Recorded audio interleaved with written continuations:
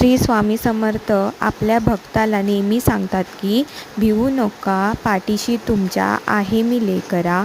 उदंड तुम्ही लेकर माझी, स्वामी मी तुमचा.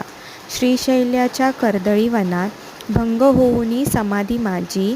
प्रकटलो मी दारुळातून, निघालो देशोटनासाठी. गेलो बद्री केदार, गेलो हरिद्वार काशी. पोहोचलो मग अक्कलकोट गावी, सोलापूर मार्गी. देवलगावी स्थापना केली आपल्या पादुकांची. नंतर स्थापना केली मठाची, मोगलाईत राजूर गावी. 12 वर्ष वास्तव्य केले मंगळवेढा गावी. दाखवूनी अनेक अद्भुत चमत्कार, श्रद्धा बैसली लोकांची.